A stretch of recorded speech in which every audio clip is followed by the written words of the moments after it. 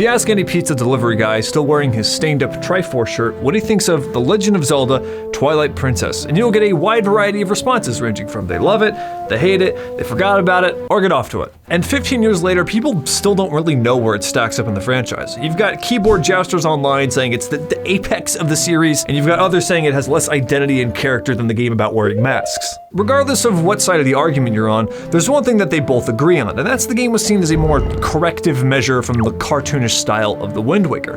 And when you're a kid, you're SpongeBob, when you're an adult, you're Squidward. This is nothing that we haven't heard before. But that whole story is just the tip of a much larger iceberg that almost sank the entire franchise itself. Ask developers about this game, and you will get a very different opinion. You see, Twilight Princess is one of the weirdest games in the entire series, because it was the only one that was a test tube baby incubated out of sheer desperation in this Hail Mary last-ditch attempt to save the franchise from winding up in the same timeout corner as the Metroid series. This wasn't just a simple correction from the Wind Waker. This is the developers deliberately sacrificing every single core value they've had in the franchise for decades in an attempt to somehow reclaim a bit of the magic and charm and sales of Ocarina of Time. And thank God they did, because without Twilight Princess, there is no Breath of the Wild. But before we break down the game itself, you're probably wondering how we even got into this spot in the first place. And that takes us all the way back to the year 2000. The year is 2001, a time period where wearing a long sleeve shirt under a short sleeve one meant that you liked listening to music. And as per usual, Nintendo is getting absolutely fisted by their competition. The console wars are in the middle of an arms race, and it looks like Nintendo's been kind of skipping the gym, while Sony's PS2 continues to claim every single squat rack and bench press in the place to become the #1 most selling console in the history of goddamn video games. Crazy to think that it's not even in its final form yet. And if that's not bad enough, there's this guy named Bill Gates, and he's coming up with this Ben 10-ass looking thing called the Xbox, while Nintendo has nothing to show for it. And in their absence, rumors start to spread around the company. I heard Nintendo's turning into a game company for kids. I heard that their next console isn't even gonna be as powerful as the other ones. I hear that they've been grooming children. Oh, I thought we were talking about YouTubers. So to combat this, they render out a bunch of gameplay hardware demos that show what the console is capable of. One of those demos was a realistic fight between Link and Ganon, and people like it. People really like it. Up until the point one of the directors of the Zelda franchise, EJ Aonuma, goes up to the press and interviewers and directly says to them, "I fucking hate it. I hate this shit with a goddamn passion." Awesome, exactly the type of press that Nintendo needs right now. So without even half of their launch titles even finished, Nintendo realizes it needs to launch their next console to combat all these rumors that they're a franchise for kids, and they officially release their response to Sony. A blurple launch box that takes game discs the size of peach rings, with the only notable titles on launch being Super Monkey Ball and Luigi's Mansion. No, oh my god, why isn't it selling? Sadly, this thing launched worse than Pretty Patties, and unlike those, wouldn't see its cult-like following until years after its relevance. Hey, is that one purple? Nintendo's finances and stock prices aside, this thing was awesome. This console would go on to be cherished by everyone who owns it, and confuse the fuck out of everyone who didn't. If you're someone that just bought a brand new PS2 playing games like Jak and Daxter, Sly Cooper, Ratchet & Clank, Metal Gear Solid, Grand Theft Auto, Devil May Cry, fucking Silent Hill 2. You were watching the release of the GameCube like it's XQC trying to finish a complete sentence. Why would it ever... Slow it down, Slipper. Nintendo's in a bit of hot water at the moment as they fail to capture the more mature audiences of the West, but what turns the whole thing into a boil is this little ditty they're making called The Wind Waker. And remember that gameplay tech demo that everyone liked? Well, EJ actually elaborated more, saying it wasn't what he wanted it to be and wasn't what he wanted to make. The thing is, Wind Waker was originally slated to be a realistic Zelda, so EJ went behind the backs of his higher-ups and developed something that fit his style a bit more. Hi there, Mr. Aonuma? Hi. Hi, we just... Hi. Hi. Hi. Hello. We just got your first draft of Toon Link, and it looks very nice. It's a little different than we were expecting. Yes, we will do many newer gameplay mechanics with the Tuna Rink. Thought we were going for a more realistic vibe to capture that mature audience. No, we will do an OSHA with many new gameplay. This wouldn't happen to be related to the whole tentacles thing? No. So they released The Legend of Zelda Wind Waker, and it is a straight-up masterpiece. As a white guy making video game essays, dare I say it is a triumph. Or one of the other Luke Stefan-ass looking thumbnails. God, I hate that. But to Nintendo, it didn't hit anywhere near their sales metrics, and a lot of fans at the time mistook it for a more watered-down version of the series, leaving mature fans thinking it was made for kids, and kids thinking it was also made for kids. Around this timeline, it sold about 2 to 3 million copies, which is on par with Metroid Prime 1 at the time. And while the sales weren't even that bad, Nintendo's response to it definitely was. To understand their perspective, we have to understand 3 of their core values first. First of all, the Zelda franchise does not sell well in Japan. Like at all, despite being made by a Japanese team. So when a game flops overseas, everyone in the company just starts scratching their head as to why. They know that the graphics aren't a huge hit in the West, but to them, they still think it's pretty viable. They are not in touch with that market at all, despite this whole thing being able to be cleared up with a couple phone calls. They think it's because of something much bigger called gamer drift. No, not the things that the Joy-Cons do. This is a term that Nintendo made where they gaslight themselves into thinking that if a game doesn't sell well, it's only because people are not interested in the core mechanics of a game. And so instead of looking at the data to understand why certain games don't perform in certain markets, they just throw the whole thing out and say, we gotta start from scratch. 2, the company has zero interest in simply making just bigger and better sequels. If it doesn't have a radical gameplay change, to them it's not worth the time at all. And 3, head honcho Miyamoto is convinced that it should take no longer than 6 months to make a legendary game. Which makes sense when you're making games for consoles that have the same amount of polygons that are in a bag of Doritos. But now with newer consoles, it takes way more time and more resources to make a fully fledged game that people are expecting from a company. So guess what their solution is? They took the Tingle Tuner, which was a mechanic from the Wind Waker that required a Game Boy Advance to be hooked up to a GameCube. It was a mechanic that no one used from the game that no one bought, and figured that's what they're going to use to jumpstart the franchise. Confident that this new gameplay mechanic was going to get everyone back into the series, they released Four Swords Adventures, also known as the worst-selling Zelda game of all time. Splish. The game sold about 800,000 units, about half as much as Metroid Prime 2. And if you're a stockholder at Nintendo, you're probably thinking, alright guys, a bit of a rough day today, but why don't we grab some lunch? Who's filling up for seppuku?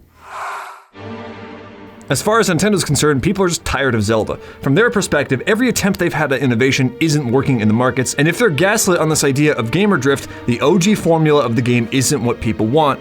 Again, this is according to them. At this point, director Eiji Aonuma is thinking of stepping down, tired of Miyamoto's conflicting visions of Zelda, as he only cares about the new shit they're making on the DS, with the controlling Link with a stylus, as to them that's uncharted room to fuck around with. But even they feel like the controls are cramped and unintuitive, and to them, since they've been scarred by Four Swords Adventures, they think this game might even flop as well. At this point, the only thing keeping the franchise on life support is the Game Boy game, selling just as on par with Metroid. In fact, the entire Zelda series is following the almost identical sales trajectory, and we all know how that one turned out. At least until EJ does the unthinkable.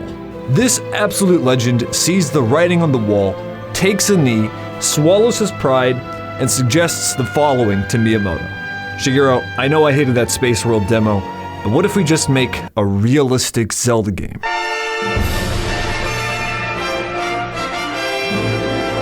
Fuck no. Look, I know, but we're losing primarily older teens, and our data shows if we do this right, it might just work. What part of fuck no was I not clear on? Okay, fine, look, I'll allow it, but it has to be 120% Zelda. This is a direct quote from me.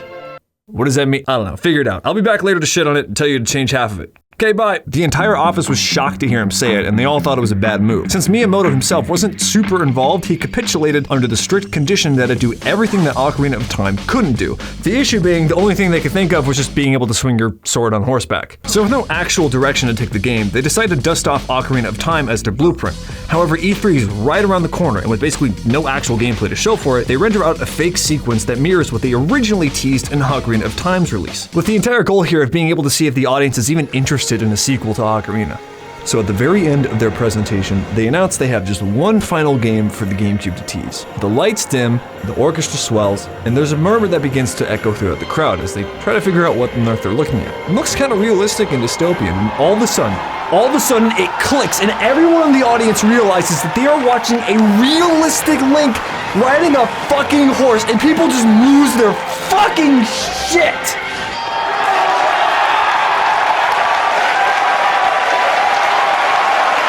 People are universally stoked on this one, and this reaction is the only thing developers have to go off of, because behind the scenes, they don't know what on earth to do with this thing. They're anguishing over its creation, knowing that it has to measure up to this original title, while at the same time being just a fan service game trying to make lightning strike the same place twice. Keep in mind, when they released this to the audience, they didn't even have a name for it yet. That's how little they have in development, and delay after delay ensues, as they realize they only have two options to really pursue here. First is to heavily focus on the horseback combat, which is a great addition to the game that gets boring after about 15 minutes. And second is to focus on this alternate dimension called the Twilight Realm, in which Link would turn into an animal like he did in some other Zelda game that I have never played. They settle on a wolf before Miyamoto scolds EJ, saying you can't control a creature with 4 legs, as you can barely control the one that only has 2, as development was so troubled at this point.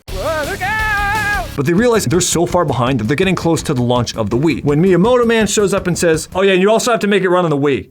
And it has to use motion controls.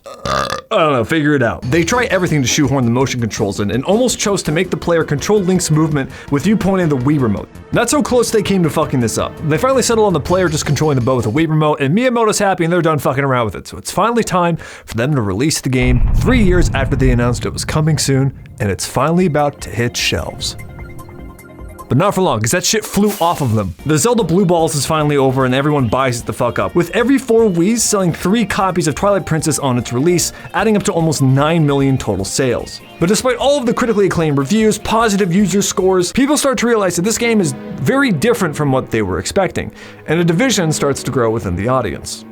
And speaking of division, I'd like to introduce the sponsor of this video, Brilliant, for paying my bills this month in exchange for me showing one of my favorite services available on this platform. See, I don't know about you, but I personally will never forgive the education system for gaslighting me into thinking that learning is boring. And that is the exact misconception that Brilliant is correcting through offering thousands of interactive, hands-on courses for you to experience without any of those pesky hands-on teachers. When I first got the email from Brilliant, I was pretty excited. I've seen their product advertised on other YouTube videos and always thought it was a pretty cool service. So I first emailed them back to saying, hey, can I get a premium subscription to try it out? And they said, sure, have fun, knock yourself out. When I went to record footage for the ad read, I wound up with several hours of me just learning about logic and critical thinking skills that directly translate to me making better videos for you guys. Their approach to learning by having you physically solve fun interactive puzzles while giving you feedback through every step of the way perfectly caters to my learning style of around with it and see what happens. And with Brilliant, you can learn any of these courses through that same approach, whether it's beginner content or all the way up to college advanced skills. You can literally sign up for free and just start experimenting. Hell, some of my favorite content creators like Veritasium and Courage something sponsor Brilliant, even have courses of their own on the website. I could not be more proud to have such a positive sponsor on a video, and I really appreciate them taking a risk on my gaming channel where I talk about video games and eating boogers. So go show them some love and sign up for free at brilliant.org/manley-reviews or click the link in the description. Also, the first 200 of you get 20% off their annual subscription. So go prestige your worth as a human being and go sign up. Thanks for Brilliant for sponsoring the episode. So going back to Twilight Princess, people boot that shit up for the first time and they see the franchise in a whole new coat of paint. And they're about to get into something really special. I want to make this very clear. The game is still fantastic. It is a great game with all that Nintendo magic, but it's clear they struggled in many regards, and people are starting to notice that this is not a game that is the sequel to Ocarina of Time. This is straight up Ocarina of Time 2. On heroin.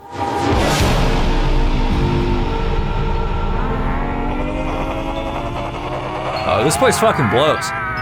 Alright, we gotta talk about these visuals real quick. See, most people looked at Ocarina of Time and thought, this is what a realistic Zelda looks like. Makes sense. But just because you're looking at a world that has blue skies, green grass, and noses that would scare Kanye West, it doesn't mean you have a realistic world. You have the bare minimum to visually digest what you're looking at. See, back then devs were far less concerned about adding visual flair since they first had to make sure objects were visually identifiable. And even that's no guarantee. I don't know if this is the Stone of Agony or a fucking Rumble Pack. Why am I even talking about this? Because with constrained graphics, it allows more whimsical, out-of-place characters and details to look far more natural in their setting. If you've seen those realistic renders of the Ocarina of Time enemies, they're pure nightmare fuel, but make them low poly and they look right at home.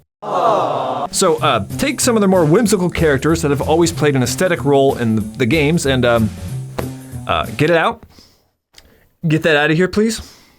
Is that a chicken with nipples? And maybe I'm starting to think that this whole idea of having a realistic Zelda isn't what plays best to the Zelda formula. And ever since then, they've never done a realistic style since. I even found a YouTube video where they found a glitch that turned off the shell shading in Breath of the Wild, and the whole thing just looks so uncanny without the filter. But what truly shows the struggle the developers had with these graphics was it just didn't really look that great compared to more realistic games at the time. Even Metroid Prime, which ran at double the frame rate, had far more realistic visuals, and that game took like a quarter of the time to make, which I don't think comes at any major flaw of the devs. It's just one of those things that's just hard to make it work. But that's the least of its worries right now. Between the small things like Link looking absolutely zooted 24/7, exquisite, quite flavorful. Exquisite, exquisite, exquisite. to the overarching atmosphere of the Twilight Realm, it's time to double down on the Prozac because throw in the writing here, and we're in for quite the bummer of a ride. Because now we have to address the story. The game opens up on a quaint little village as the sun begins to set into the evening twilight, as we're greeted with Link, or whatever name you chose to give him to enhance your immersion. And save. This time around, he's living as a farmer where we live several days in the life, meeting residents, herding goats in traditional, mandatory tutorial fashion, as we run errands for the children of the village, who all have 3 different versions of fetal alcohol syndrome. We greet our steed as our quasi-girlfriend Ilya gives her a bath, but not before, Tallow runs off into the forest, chasing a monkey like an absolute Chad. Finally, the game picks up as Russell instructs Link to carry this sword and deliver it to Hyrule. But before he sets out, monsters barge in, knocking him and everyone else around him unconscious. Upon waking up, he gives chase to the monsters before winding up against a big-ass black wall, which reaches out to grab him and pulls him into the Twilight Realm. And this is where the game's first big reveal. Not only is there a Twilight Realm, but Link transforms into a fucking wolf with blue earrings. Ugh, it's not a phase, Mom! I told you, I'm a wolf! Oh! This is the coolest, most edgy, hot topic ass version of Link we will ever see. Turns out you can't be a human in the Twilight Realm unless you have a work visa from the goddess in the form of the Triforce on the back of your hand. But shocked by the transformation, Link is concussed for a second time as monsters drag him into the depths of the Hyrule prison, locking him up presumably for having half a gram of that Zaza on him, which checks out giving his earlier reactions. Locked in a forgotten prison, tethered by shackles, all hope seems lost until we meet our newest companion, Midna. Yeah, the internet's gonna love you. She's a disinterested imp from the Twilight Realm, who offers to free you on the condition that you help her retrieve the missing pieces to her helmet. And after spending a bit of time with her, it's clear that she is absolutely the main character of this game instead of Link, which I am totally fine with. She is easily the second best character in this whole franchise. The first being Joe Rogan. Freed from her shackles, we begin to explore around the area as this 9 Inch Nails Trent Reznor-ass soundtrack plays in the background, perfectly nailing this depressive environment where everyone took 40 Benadryls. The soundtrack in this game did not miss. It's easily the best part of this whole experience. They even nailed the sound effects for these weird subwoofer head creatures. Like, I don't even know where you start with that. Hey man, look, we're running out of time. Do you have any sound effects for those monsters? Oh yeah,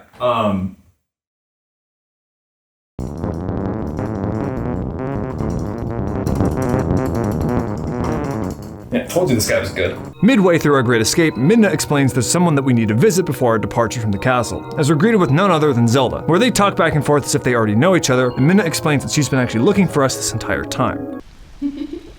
Oh, she said the line! Zelda then explains to us exactly what went down in this hard-as-fuck album cover looking entrance by the game's main villain, not Ganon, but this masked fucker named Zant, leader of the Twilight Realm, a forbidden world created to banish this tribe of people who created a powerful dark magic that needed to be sealed away. Although word is they just had a lot of dirt in the cleanse. But Zant's back and is still pissed about the whole banishing thing, so he's bringing the Twilight Realm back to Hyrule as he gives Zelda an ultimatum. It's time for you to choose. Surrender or die. I choose both. Base. She surrenders to Zant, who shrouds the land in twilight, and since we're stuck in wolf form, we're instructed to restore the light to each of the areas, while also helping Midna receive 3 pieces of fused shadow to superglue in her helmet that'll give her the ability to defeat Zant. So far, the story's going pretty well. We've got this interesting Twilight Realm, Midna seems to be tight as fuck, we got a creepy-ass villain this time around, and honestly, we're looking at probably one of the best stories in the whole series. It'd be a shame if they cover it in plot holes in the second half, but we'll get to that. We first gotta cover a few points on the game. The biggest addition to the whole game is, of course, the wolf gameplay, which controls surprisingly well, allowing you to dig up items, smell, attack slightly differently, and that's about it. Unfortunately, everything's unlocked from the get-go, so I guess you can't really teach an old dog new tricks, making it feel like an afterthought instead of a fully fleshed out gameplay mechanic. Especially given the fact that a couple games prior, you could turn into a whole goddamn zoo. It seems like a bit of a downgrade, as the majority of the time you spend in beast mode revolves around you collecting tears of light to change the light bulbs in each area covered in twilight. But again, since you never unlock anything new, it just turns super repetitive. Fortunately, when in human form, the movement still feels great, and the new UI streamlines the whole experience from Ocarina of Time. It really does feel like an upgrade in the franchise. You even get a bow that has attachments like bombs and a scope equipped to it, in a UI that's more intuitive than Modern Warfare 2's Gunsmith. One of the biggest features of the whole game is the sheer size of the new Hyrule field, which I will say is very impressive given how much verticality they introduced into the topography. And to make it work, it pulls the old trick of slicing it into 4 different regions to keep the console from gassing out loading it all in. The whole thing's cool in theory, but kind of blows in practice. In Ocarina, the field was a vital hub that had to be crossed, but in Twilight, you can just warp around anywhere from the get-go. Now that it's over 4 times the size, the whole thing just feels kinda empty. You can't take 5 steps anywhere in this field without getting harassed by a bunch of annoying-ass enemies, making it hard to enjoy the scenery, and there's not a whole lot to explore except for finding rupees. And boy, does this game throw a lot of fucking rupees at you. Which would be sick if the game actually gave you shit to spend it on. Sure, you can buy all the consumables you could ever hold, but any puzzle that requires them is gonna find a way to hide them in that same area, so you never really need to purchase them in the first place. Which gives you a little reason to go explore the land, because the only thing you're gonna find are rupees, heart pieces, and bugs, which are just gonna get you more rupees. Which isn't to say there aren't cool parts, but it does feel like they kind of rushed through it just to check a box to say that, oh, our Hyrule's like 16 times the graphics or size, whatever. But in order for us to get a better perspective on the gameplay, we first have to go revisit the story. With the forest area restored, we set off to the second region of Twilight. As it turns out, the children from the first village were kidnapped, only to be found safely cared for in the fire region, which makes me question this side plot's entire inclusion into the game, at least until one of them sustains what has to be his 3rd concussion by now as we follow pursuit on horseback. Which I will say is probably the second best part of this game. You finally get a piece of that horseback combat, and it's pretty awesome. When it works. If it works. Please turn. Please. Oh, for the love of... In the big finale, we rescue Colin and the rest of the kids as we save the day, and this whole side plot proceeds to wrap itself up as we grab that last piece of Fuse Shadow and split off to the last area of Twilight. As we enter the city, we're greeted with a bustling town and one of the most impressive towns in Zelda history, as all these souls are walking around going about their daily business, as if there isn't permanent Twilight realm imposed on them, which, now that I think about it, doesn't seem like that much of a, life-threatening thing. Seems like everyone's just honky-dory. We clap on the lights, and then that's the last of the Twilight Realm. World saved so far. But this time, the light spirit in the area heeds a warning of the dark magic that we're in pursuit of, mentioning it was used by an ancient tribe that turned corrupt, allegedly the same people who made the Majora's Mask. Oh, they're the ones that made that game. That was a good one. We're then treated to one of the most bizarre cutscenes in Zelda history, where it's trying to, again, be like Hot Topic, super edgy and dark, even though Link just probably smoked something laced, I don't know. Anyways, we've cleared up the last of the Twilight, so we now have to make our way back to the city. And again, Nintendo knocked it out of the park here. This area actually feels like a city with its own unique shops, it's got minstrels. You've got the taverns, you've got this mentally insane kid who owns a castle and is autistic about bugs. What the fuck does that mean? You've got this fortune teller who sucks at reading your fortune because her crystal ball will only recommend her podcast clips from Andrew Tate. You've even got mini games to play, and my personal favorite thing is you've got the overpriced ritzy shop, which sells the same items you get everywhere else, but at an insane markup. Yes. And how will you be paying? Motherfucker, I'm paying the ski mask away. Now hand it over. But as we return to the castle town, it turns out there was someone missing from that original village, and that was Ilya, the horse girlfriend of ours, who now seems to be suffering from some form of amnesia. And while I praise the game for at least trying to add some more of a dynamic between the characters, it just ends up having a minimal impact on the player, as we don't really know any of these characters, as all these plot points just seem to wrap themselves up with minimal input from the player, making it just feel like padding at this point. Hey Ilya, it's me, Link. Who? Oh, I'm the farmer boy from the village with cares. At this point, all the kids are safe with the shaman in the village, so this whole plot point just sort of wraps itself up. But for now, we have to get that last piece of Fuse Shadow from the water temple, and let's give a big old round for Nintendo for actually making a water temple that doesn't suck. I know that must have taken a lot of restraint. In my opinion, this is one of the best dungeons in the game because it makes you think critically on how you're going to control the flow of water to influence the different levels in the temple, while still being streamlined and intuitive in its own way. Make a joke about Link peeing in the pool. Okay, thanks 5 a.m. Liam. We grab the final Fuse Shadow and our contract with Midna ends, as she's got what she needs to put Zant to rest. We warp back out of the lake and, oh shit, spawn flip! The light spirit tries to stop it, but Zant just shuts the whole thing down, casting it aside along with the fused shadow held by Midna. Zant mentions that his power has evolved into something much greater, before cursing Link into perma-wolf form and giving Midna a 3rd-degree sunburn as she's injured by the light realm. If you haven't noticed already, just like in Majora's Mask, Ganon isn't even here. And hell yeah, this Zant fucker is the best villain I have so far seen in this franchise. Besides, of course, the moon. The cold composure, the ambiguous face, the Joe Biden stance he takes with Midna, even the spit in his mouth. If this guy is scary. It would have even been even more scary if this wasn't ripping off the exact script of Ocarina of Time, where you collect the 3 MacGuffins from the forest, fire, and water, only to get thwarted immediately after. In fact, the side plot with village kids is the only thing standing between this game, Ocarina of Time, and a giant lawsuit by Nintendo for copyright infringement. Either way, Midna's on her last breath, and the only one that can save her is Zelda, as the greatest song of the whole game takes over the score while we try to rescue her, scaring all the denizens of Castletown. The difference being, we can't rely on any of our friends in this area since they'll attack us on sight in wolf form. So with the help of the tavern's cat, we're guided back into the original prison we first started out in. This may feel average to you, but if you played this back in the day, not a single person paused the game during this whole experience. It was that gripping. Also, if you ever want to impress a bunch of Guitar Center employees, start whipping out Midna's Lament in the store and you'll summon every wallet chain within a 5-meter radius, myself included. We both wind up at Zelda's, who says the only thing that can fix Link is the Master Sword, and the only thing that'll fix Midna is Zelda straight up dying to sacrifice her spirit to Midna. And holy hell, the game has some balls to just kill off Zelda.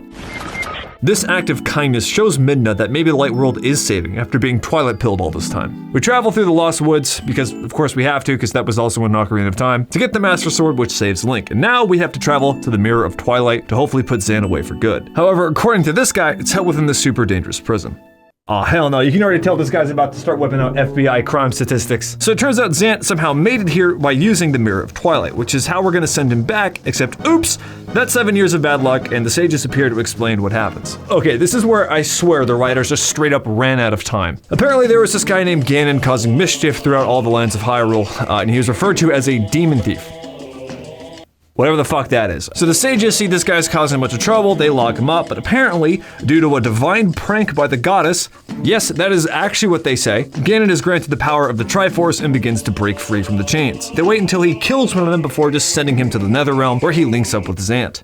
Why can't we just have Zant as the villain? Maybe I'm stupid, but I see no reason why we can't just have Zant be the bad guy at this whole game. At all. He's the only one that actually has a valid reason for bringing the Twilight Realm into the Hyrule Realm. I don't know why Ganon has any involvement with this. At all. Like the whole demon thief thing, like, they just pulled that out of their ass because they needed to have Ganon in the Ocarina of Time remake game. Like, again, maybe I'm just missing something, but this seems like a decision by the company. But it turns out Zant isn't the true ruler of Twilight, meaning he can't actually break the mirror but only divide it into 4 convenient pieces that all find their way into 4 different temples, and you can guess where we have to go from here. The main part of the story just goes on pause here until we complete all 4 mirror shards, which by now leads us right back into the game. With the first 3 dungeons donezo, you're looking at a pretty stacked loadout here. You've got all the tunics, every type of bomb, the claw shot, the wolf mold on a toggle switch. You've got the fully kitted out bow and arrow along with its free demo version, the slingshot. Not sure why that's still here. But the world's now fully open for us to explore to our heart piece's content, leaving us with one of the biggest issues of this entire game. If you've ever enjoyed a Zelda game, a large chunk of the fun comes from getting lost in the wide variety of obtuse side quests that make you want to double check each hole in liminal space the series has to offer. But the only large side quests in the game just require bullshit hunting. Sure, you can get this schizo girl all the bugs she wants and she'll give you a bigger wallet and enough rupees to crash the Hylian economy, or you can help turn the Goldfinger guy turn human by collecting a bunch of Poe souls in which he just gives you a bunch of rupees again. But now they're worthless because you already crashed the Hylian crypto market. At least with that side quest, you got to interact with the town's cat gang, which is like, hey, why not make that a whole big side quest? I don't know, do a whole thing where you talk to a bunch of animals. I don't know. I'm just spitballing here. Again, you may think I'm blaming the developers here, but this is probably just because they were up against such tight constraints in making this game, seeing how they were 3 years late in the whole project. The only side quest here that gets you something unique requires you sharing some gamer girl bathwater with this guy and donating a fuck ton of rupees into this charity. Ugh, charity. Gross. Which not only unlocks this funky tune, but also gives you the funky tunic that makes you invincible while draining your rupees as you wear it. A feature that would have been cool if you had a wallet that could actually make the thing work for longer than 2 minutes. And the game's not hard at all, so the actual utility of it is pretty much useless. Which also brings us to major issue of the game, number 2, which would be the difficulty, because a majority of the combat just looks like this.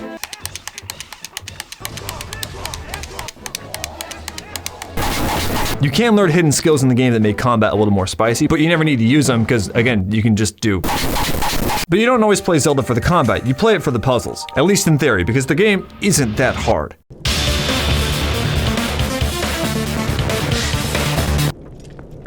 A damn shame too, because the dungeons in the second act of the game are some of the most creative in the whole series, but they never really evolve past the linear experience of get one key, unlock one door. Just compare any of these dungeons to like the Forest Temple from Ocarina of Time. What direction do you go? I don't know. You've got this room that's twisting reality. You've got this weird sewer thing that goes somewhere. And eventually you'll reach a door that needs a key, and then where's the key? Oh my god, it's actually outside of the fucking dungeon. Like, what the hell? I think the best example of this though is despite having this entire warped shadow realm, it's never used for any major puzzle solving. Even Metroid Prime 2 had objects in this weird state of flux between two realities where manipulating one would change the one and the other. And whenever Twilight does experiment with some new gameplay stuff like the fidget spinner or the ball and chain or the staff, I don't remember the name. They all expand on them pretty well, but take one step outside of a dungeon and all that shit goes right back into that Metroid corner because it's never being seen again. You may be thinking I'm saying the game's bad, but it's still fantastic. It's just that it missed out on a lot of great opportunities, and it definitely didn't age very well. If you look at the remasters for the Zelda series, Twilight Princess barely broke 1 million, 3 times less than all the other remakes in the series. But despite all of its great inclusions and charm, the game still gives you this aftertaste of driving on a familiar road covered in fog at night. It's all Zelda, but there's just something so clunky about it trying so hard to exist solely as one giant Family Guy reference to Ocarina of Time. I like Twilight Princess, but it's just not the same. But speaking of dungeons, after speedrunning all of them, we finally get all the pieces to the Mirror of Twilight. We now take the fight directly to Zant, where we approach the... A wise man said to change the world, you have to first change yourself. So we all start to attack the man in the mirror, as this is where we enter the Twilight Realm for the last time, to confront Zant head on. But as we meet him, he proceeds to have a complete Twitter moment and begins trauma dumping on all of us and how he was supposed to be the ruler of the Twilight Realm, but apparently the magic powers bestowed upon said ruler fell on Midna instead of him. So he cursed her into imp form, and it turns out he's been dick riding Ganon this whole time as he dances around throwing out any tension building up to this moment before beating him and moving on to the real threat of the game.